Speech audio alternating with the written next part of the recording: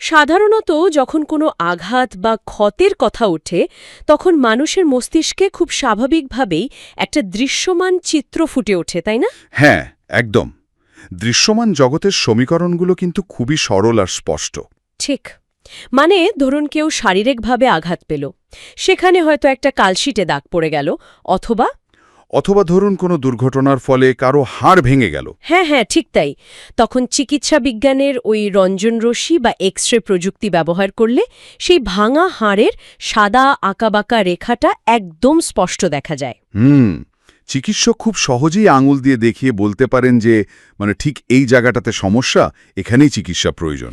Exactly. দৃশ্যমান হওয়ার কারণে এই ধরনের আঘাতগুলোর একটা নির্দিষ্ট সীমা থাকে। মানুষ তার স্বভাবজাত কারণেই সবকিছু চাক্ষুষ দেখতে পছন্দ করে, কারণ যা দেখা যায় তার চিকিৎসা করা যায়, অথবা অন্তত তার সাথে মানিয়ে নেওয়া যায়। ক্ষত আছে অথবা ক্ষত নেই, এর কোনো মাঝামাঝি অবস্থান থাকে না। কিন্তু সমস্যাটা তৈরি হয় তখন যখন আমরা মানুষের মনস্তত্ত্বের গহীনে প্রবেশ করি, বিশেষ করে চরম অবহেলা আর মানসিক আঘাতের একটা অদৃশ্য জগতে যখন আমরা ঢুকি। তখন ওই দৃশ্যমানতার সূত্রগুলো আর কাজ করে না। একদমই না। মানুষের মনের ভেতরের ক্ষত মাপার কোনো যন্ত্র তো এখনো আবিষ্কৃত হয়নি। আমরা এমন এক অনুভূতির জগতে এসে পড়ি যা অত্যন্ত অস্পষ্ট, একটা ঘোর কোলকধাঁধার মতো। বিশেষ করে যখন সবচেয়ে গভীর আঘাতটা আসে কোনো প্রিয় মানুষের নিরেট নীরবতা থেকে। বাপরে, হ্যাঁ। নীরবতার আঘাত। নীরবতার এই আঘাতটা আসলে সম্পূর্ণভাবে এক ধরনের মনস্তাত্ত্বিক গোলকধাঁধা, যেখানে বাইরে থেকে কোনো রক্তপাত দেখা যায় না ঠিকই, কিন্তু ভেতরের রক্তক্ষরণটা কোনোভাবেই থামানো যায় না। ঠিক। এটি এমন এক ক্ষত যা যত বেশি লুকানো থাকে তত বেশি যন্ত্রণা দেয়। আর ঠিক এই জায়গাটাতেই আজকের এই নিবিড় পাঠ ও তাত্ত্বিক বিশ্লেষণ আমাদের নিয়ে যাবে। আজকের এই আয়োজনে আমরা এমন একটা বিষয় নিয়ে কথা বলবো যা নিছক কোনো প্রথাগত বা সাধারণ বিষয় নয়। একেবারেই নয়। এই অদৃশ্য ক্ষতের সবচেয়ে নিখুঁত একটা চিত্র আমরা পাই আমাদের আজকের মূল সূত্র বা সোর্সটিতে। আমরা আজ কথা বলছি জাকির পারভেজ রচিত একটা তুমুল জনপ্রিয় ও সমাদৃত পত্র নিয়ে। পত্রটির শিরোনাম মহামহিমাসু পদ্মাবতীর প্রতি লেখা একটি চিঠি। হ্যাঁ, আমরা আজ এই সাহিত্যকর্মটির একেবারে গভীরে প্রবেশ করব। আমাদের আজকের এই আয়োজনের মূল লক্ষ্য হল একটা অবহেলিত আত্মার সকরুণ অভিমান এবং একজন মানুষের তিলে তিলে পাথর হয়ে যাওয়ার যে মনস্তাত্ত্বিক রূপান্তর, সেই রূপান্তরের পেছনের কারণগুলো খুব নিখুঁতভাবে বিশ্লেষণ করা। একদম। এবং শুরুতেই বলে রাখা ভালো, এই চিঠিটা শুধু একজন মানুষের হারানো প্রেমের আখ্যান নয়। একে কেবল একটা বিরহের চিঠি ভাবলে এর মূল গভীরতাকে অস্বীকার করা হবে। হ্যাঁ, এটি তার চেয়ে অনেক বেশি কিছু। এটি কোনো সাধারণ প্রেমের চিঠি নয়, বরং এটি একটা রাজকীয় অনুযোগ। রাজকীয় অনুযোগ, চমৎকার বলেছে। কিভাবে একজন মানুষের নিস্তব্ধতা বা নীরবতা একটা ভয়ঙ্কর শক্তিশালী অস্ত্রে পরিণত হতে পারে, তা নিয়ে আজ একটা দারুণ বুদ্ধিবৃত্তিক আড্ডা হবে। তো চলুন চিঠির প্রেক্ষাপট থেকে সরাসরি মূল বর্ণনায় প্রবেশ করা যাক। চলুন। চিঠির শুরুতেই আমরা দেখি লেখক পদ্মাবতী নামক চরিত্রটির অদ্ভুত আগমনের একটা ছন্দের কথা বলছেন। সোর্সে খুব স্পষ্টভাবে বলা হয়েছে পদ্মাবতী হঠাৎ হিরণ্ময় দূতির মতো এসে জীবনে উচ্ছ্বাসের জোয়ার জাগায়, আর ঠিক পরক্ষণেই মায়াবী কুয়াশার মতো নিঃশব্দে মিলিয়ে যায়। এই যে অযাচিত অন্তর্ধান, এটাই লেখকের প্রাণ চঞ্চল মনকে ধীরে ধীরে একটা নিষ্পৃহ পাথরে পরিণত করেছে। আচ্ছা, চলুন বিষয়টা একটু খুলে বিশ্লেষণ করা যাক। এখানকার সবচেয়ে চমকপ্রদ বিষয়টা হল এই যে হিরণ্ময় দূতি এবং মায়াবী কুয়াশা, এই দুটি উপমার ব্যবহার, এগুলো কিন্তু এখানে সাংঘাতিক অর্থবহ। তাই কিভাবে? একটা হলো চরম উপস্থিতির প্রতীক, আর অন্যটি হল চরম শূন্যতার। ও আচ্ছা, আমার কাছে এই বিষয়টা অনেকটা ঘোর অন্ধকারের মধ্যে হঠাৎ করে জ্বলে ওঠা একটা আলোর মতো। ঠিক তাই। ধরুন কেউ একজন একটা ঘুটঘুটে অন্ধকার ঘরে একা বসে আছে। তার চোখ দীর্ঘক্ষণ অন্ধকারে থাকার কারণে সেই অন্ধকারের সাথেই মানিয়ে নিয়েছে।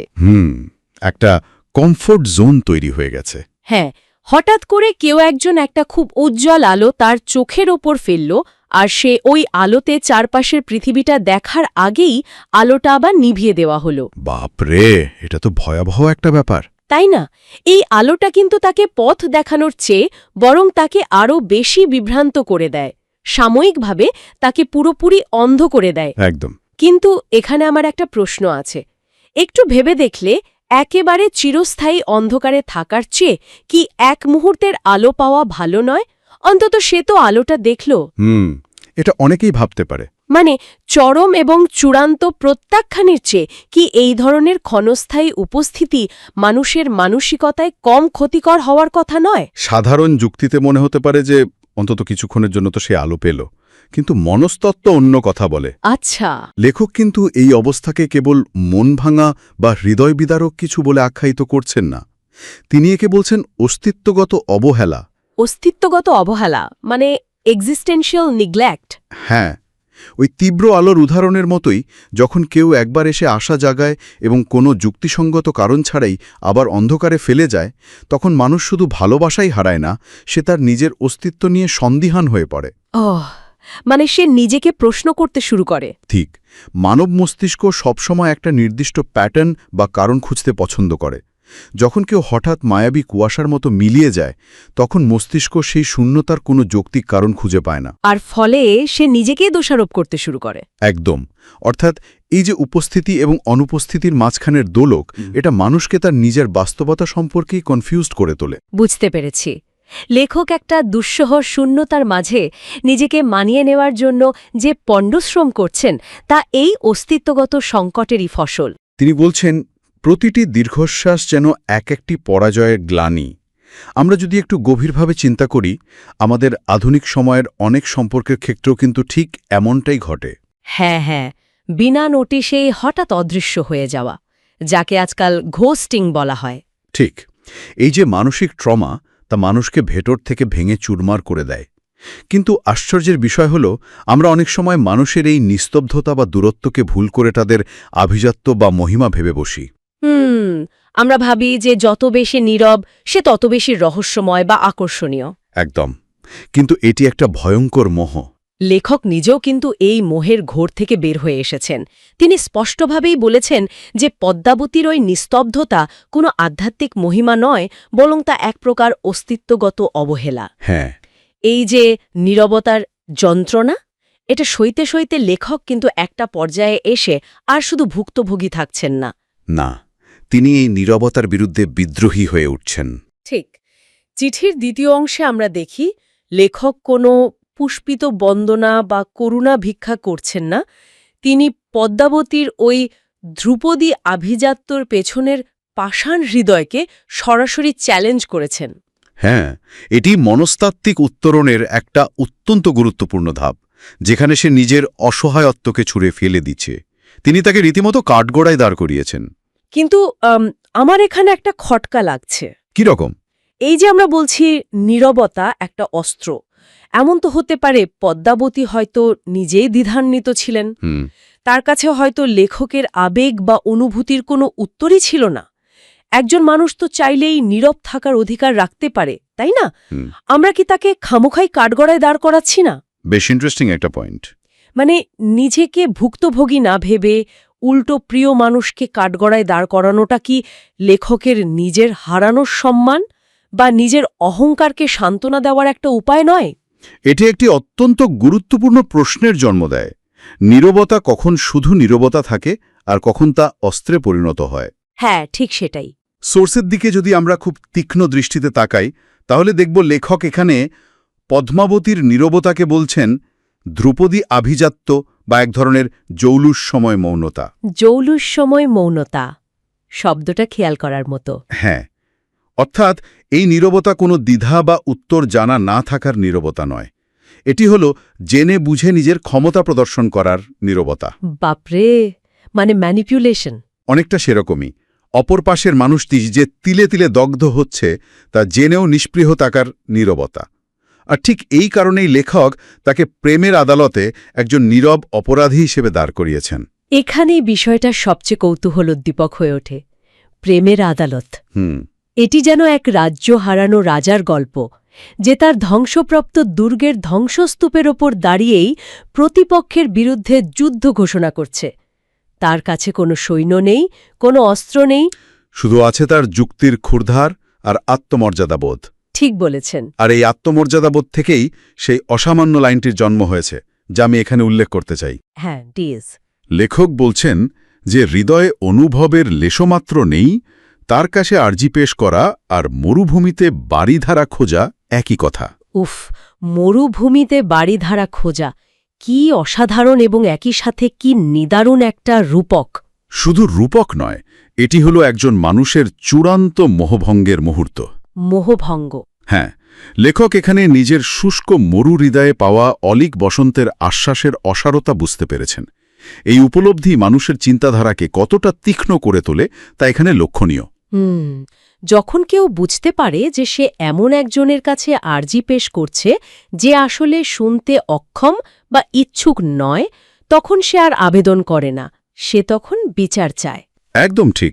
এই প্রেমের আদালত কিন্তু কোনো বাইরের আদালত নয়, এটি আসলে তার নিজের ভেতরের একটা আদালত। দীর্ঘদিনের অবহেলায় তার নিজের মন যে দুমড়ে মুচড়ে গিয়েছিল, সেই মনের কাছে নিজেকে নির্দোষ প্রমাণ করার জন্যই এই আদালতের প্রয়োজন ছিল। এক্স্যাক্টলি। যুক্তির মাধ্যমে সে নিজেকে বোঝাচ্ছে যে আমি হারিনি, বরং যে আমাকে অবহেলা করেছে সেই আসলে অপরাধী। এই বিষয়টা সত্যি ভাবিয়ে তোলার মতো। মানুষ যখন চরম অসহায়ত্বে ভোগে, তখন সেই অসহায়ত্ব থেকে বাঁচতে সে রাগ বা ক্ষোভের আশ্রয় নেয়। কারণ অসহায়ত্বের চেয়ে ক্ষোভ মানুষকে বেশি শক্তি যোগায়। আর এই কাঠগড়ায় দাঁড় করানোর পর চিঠির শেষাংশে এসে আমরা লেখকের নিজের চূড়ান্ত পরিণতি দেখতে পাই। এক অদ্ভুত এবং সকরুণ উপসংহারের দিকে আমাদের যাত্রা শুরু হয়। লেখক তার এই পাথর হয়ে যাওয়া সত্তাকেই একসময় চিরতরে মেনে নিচ্ছেন। তিনি ঘোষণা করছেন যে প্রস্তরের বা পাথরের যেমন কোনো আরতি নেই, ঠিক তেমনি তারও আর কোনো আরতি নেই। সে আর কারো কাছে করুণা ভিক্ষা করবে না। একদম না, বরং তিনি তার এই রিক্ত নিঃসঙ্গতার সাম্রাজ্যে একাকী এক বিষাদ সম্রাট হয়ে রাজত্ব করবেন। বিষাদ সম্রাট শব্দটা শুনলেই একটা রাজকীয় একাকিত্বের ছবি চোখের সামনে ভেসে ওঠে। হ্যাঁ, একজন সম্রাট যার বিশাল সাম্রাজ্য আছে, কিন্তু সেই সাম্রাজ্যে কোনো প্রজা নেই, শুধু আছে দিগন্ত বিস্তৃত শূন্যতা। তাহলে এই সব কিছুর অর্থ কি দাঁড়াচ্ছে? তীব্র মানসিক আঘাত পেলে মানুষ অনেক সময় তার গভীরতম কষ্টকেই নিজের বর্ম বা মুকুট হিসেবে পরিধান করে। ঠিক যেমন লেখক নিজেকে বিষাদ সম্রাট ঘোষণা করেছেন। হ্যাঁ, তিনি বলছেন, আমাদের এই অপূর্ণ উপাখ্যান মহাকালের পাতায় এক চিরন্তন তৃষ্ণার সাক্ষ্য দেবে। অর্থাৎ তিনি তার এই না পাওয়াটাকে, এই বিরহটাকে একটা মহাকাব্যিক উচ্চতায় নিয়ে গেছেন। কিন্তু আমার প্রশ্ন হল, কষ্ট যখন সোহের সীমা হারিয়ে যায়, তখন কি মানুষ এভাবেই নিজের রিক্ততাকে একটা সাম্রাজ্যে রূপান্তর করে? এটা আসলে একটা ডিফেন্স মেকানিজম। কিন্তু ধরুন, সাধারণত আমরা যখন বলি কেউ পাথর হয়ে গেছে, তার মানে তো এই যে লোকটা অনুভূতিহীন, নিষ্ঠুর হয়ে গেছে। তার মানে কি লেখক এখানে তার সমস্ত মানবিকতা বা কোমলতা চিরতরে হারিয়ে ফেললেন? আমরা যদি একে বৃহত্তর মনস্তাত্ত্বিক প্রেক্ষাপটের সাথে যুক্ত করি, তাহলে দেখব এই যে পাথর হয়ে যাওয়া ক্লান্ত সত্তা কথাটি, এর গভীরতা আসলে অনেক বেশি। পাথর হওয়া মানে কিন্তু অনুভূতি পুরোপুরি হারিয়ে ফেলা নয়। তাই নাকি? কিন্তু সাধারণত সমাজের চোখে তো পাথর হওয়া মানেই নিষ্ঠুরতা বা উদাসীনতা। যে কাঁদে না, যে হাসে না, তাকেই তো আমরা পাথর বলি। সেটাই তো সাধারণ ধারণা, কিন্তু মনস্তত্ত্ব অন্য কথা বলে। এই সোর্সের আলোকে যদি দেখি, পাথর হওয়াটা হচ্ছে চরম অবহেলার হাত থেকে নিজেকে বাঁচানোর একটা চূড়ান্ত আত্মরক্ষামূলক কৌশল। মানে একটা প্রতিরক্ষামূলক বর্ম। হ্যাঁ, যখন কোনো সত্তা বারবার আঘাত পায়, বারবার ওই হিরণময় দ্যুতি আর মায়াবী কুয়াশার গোলকধাঁধায় পড়ে দিগ্ভ্রান্ত হয়, তখন সে নিজের চারপাশে একটা অদৃশ্য কিন্তু দুর্ভেদ্য দেয়াল তুলে দেয়। বাপরে! সে বাইরের পৃথিবীর কাছে নিজেকে পাথর হিসাবে উপস্থাপন করে, যাতে নতুন করে আর কোনো আশা বা মায়া তাকে আহত করতে না পারে। ও, তার মানে সে ভেতরে ভেতরে হয়তো এখনো সংবেদনশীল। ঠিক ধরেছেন, সে সংবেদনশীল, কিন্তু সে আর কাউকে সেই সংবেদনশীলতার সুযোগ নিতে দিতে রাজি নয়। তার মানে এটা এক ধরনের বেঁচে থাকার কৌশল, নিজেকে আরও বেশি ভেঙে পড়ার হাত থেকে, পুরোপুরি নিঃস্ব হয়ে যাওয়ার হাত থেকে রক্ষা করার একটা মরিয়া উপায়। একদম। প্রস্তরের আর্কিনি কথাটার মানে এই নয় যে তার কষ্ট নেই, বরং কথাটার মানে হল সে আর সেই কষ্টটা প্রকাশ করে কাউকে তার দুর্বলতা দেখতে দেবে না। একদম নিখুঁতভাবে ধরেছেন। সে তার কষ্টটাকে নিজের ভেতরেই জমিয়ে রেখে একটা দুর্গ তৈরি করেছে। আর ঠিক এই কারণেই জাকির পারভেজের এই লেখাটি এত বেশি সমাদৃত হয়েছে। এ তো মানুষের মনে দাগ কেটেছে। কারণ এটি শুধু একজন নির্দিষ্ট মানুষের প্রেমের চিঠি হয়ে থাকেনি, এটি সেই অগণিত মানুষের নীরব আর্তনাদকে ভাষা দিয়েছে, যারা জীবনে কখনো না কখনো এমন মায়াবী দূরত্ব বা চরম অস্তিত্বগত অবহেলার শিকার হয়েছেন, যারা নিজেদের অজান্তেই ওই আত্মরক্ষার জন্য একদিন পাথর হয়ে গেছেন। হ্যাঁ, এই রূপান্তরটি অত্যন্ত করুণ, কিন্তু একই সাথে এর মধ্যে একটা অদ্ভুত আত্মমর্যাদাও লুকিয়ে আছে। কারো দয়া ভিক্ষা করার চেয়ে নিজের শূন্যতার সম্রাট হওয়া অনেক বেশি সম্মানজনক। কি চমৎকার এবং গভীর একটা বিশ্লেষণ! আমরা এতক্ষণ ধরে যে বিষয়গুলো নিয়ে আলোচনা করলাম তা সত্যিই চিন্তার অনেকগুলো নতুন জানালা খুলে দেয়। একদম তাই। আজকের এই তাত্ত্বিক বিশ্লেষণের যদি একটা সারমর্ম টানি, তাহলে খুব সহজেই দেখতে পাই যে জাকির পারভেজের এই চিঠিটি নিছক একটা প্রেমের চিঠি থেকে কিভাবে একজন মানুষের মানসিক রূপান্তরের পূর্ণাঙ্গ মহাকাব্যে পরিণত হয়েছে। শুরুতে আমরা দেখলাম ক্ষণস্থায়ী উপস্থিতি কিভাবে মানুষকে অন্ধকারের চেয়েও বেশি বিভ্রান্ত করে, অস্তিত্বগত সংকটে ফেলে দেয়। এরপর আমরা দেখলাম কিভাবে মানুষ সেই অবহেলার বিরুদ্ধে রুখে দাঁড়িয়ে নিজের হারানো সম্মান ফিরে পেতে নীরবতাকে প্রেমের আদালতে কাঠগড়ায় দাঁড় করায়। আর সবশেষে আমরা দেখলাম কিভাবে একজন মানুষ চূড়ান্ত অবহেলা থেকে নিজেকে বাঁচাতে নিজের কষ্টকেই মুকুট হিসেবে গ্রহণ করে, নিজেকে বিষাদ সম্রাট ঘোষণা করে এবং বাইরের পৃথিবীর কাছে চিরকালের জন্য পাথর হয়ে যায়। জ্ঞান বা সাহিত্যের এই গভীর দিকগুলোই আসলে আমাদের সবচেয়ে বেশি সমৃদ্ধ করে। এগুলো আমাদের নিজেদের আবেগ এবং চারপাশের সম্পর্কগুলোকে সম্পূর্ণ নতুন একটা দৃষ্টিকোণ থেকে দেখতে শেখায়। হ্যাঁ, আমরা বুঝতে পারি যে নীরবতা শুধু শব্দহীনতা নয়, এটি একটা ভাষা, একটা অত্যন্ত ধারালো অস্ত্র এবং কখনো কখনো একটা পরিকল্পিত অপরাধ। যারা এই ধরনের নীরবতার শিকার হন তাদের ভেতরের তোলপাটটা বাইরে থেকে বোঝা যায় না। ঠিক তাই। আর একেবারে শুরুর দিকে আমি যে কথাটা বলেছিলাম, নীরবতার আঘাতের কোনো দৃশ্যমান রঞ্জন রশ্মির চিত্র বা এক্সট্রা রিপোর্ট হয় না, কারণ তা সরাসরি হাড়ে নয়, আঘাত করে অস্তিত্বে। কিন্তু জাকির পারভেজের এই ধরনের সাহিত্যকর্মগুলো যেন সেই অদৃশ্য ক্ষতেরই একটা নিখুঁত মনস্তাত্ত্বিক প্রতিচ্ছবি আমাদের সামনে তুলে ধরে। আজকের এই আয়োজনের একেবারে শেষ প্রান্তে এসে এই পুরো সোর্সটির ওপর ভিত্তি করে একটা দারুণ প্রশ্ন মাথার ভেতরে ঘুরপাক খাচ্ছে। ওহ আচ্ছা, বলুন তো কি সেই প্রশ্ন? পদ্মাবকীর ওই হিমশীতল নীরবতা কি সত্যিই লেখককে একটা নিষ্প্রাণ পাথরে পরিণত করেছিল, নাকি সেই চরম অবহেলায় আসলে তার ভেতরে এমন এক অবিস্মরণীয় সাহিত্যিক স্ফুলিঙ্গের জন্ম দিয়েছিল যা তার এই রিক্ততাকে চিরকালের জন্য শিল্পের মর্যাদায় অমর করে রাখল? বাপরে! যে নীরবতা তাকে মানসিকভাবে ধ্বংস করতে এসেছিল, সেই নীরবতাই কি শেষ পর্যন্ত তাকে মহাকালের পাতায় সৃষ্টির মুকুট পরিয়ে দিল না? নীরবতার আঘাত না পেলে কি কখনো এই বিষাদ সম্রাটের জন্ম হতো? এটি একটি অসাধারণ এবং অত্যন্ত গভীর ভাবনা। সত্যি তো, অবহেলা হয়তো মানুষকে সাময়িকভাবে পাথর করে দেয়, কিন্তু সেই পাথরে খোদাই করা যন্ত্রণার অক্ষরগুলো চিরকাল শিল্পের রূপ ধরে কথা বলে যায়। এই চমৎকার এবং উস্কানিমূলক ভাবনাটি নিয়ে আজ আমরা আমাদের এই বুদ্ধিবৃত্তিক আয়োজনের সমাপ্তি টানছি। নতুন কোনো বিষয় নিয়ে, নতুন কোনো গভীর বিশ্লেষণ নিয়ে আমরা আবারও ফিরে আসব। ততক্ষণ পর্যন্ত চিন্তার এই জানালাগুলো খোলা থাকুক। বিদায়।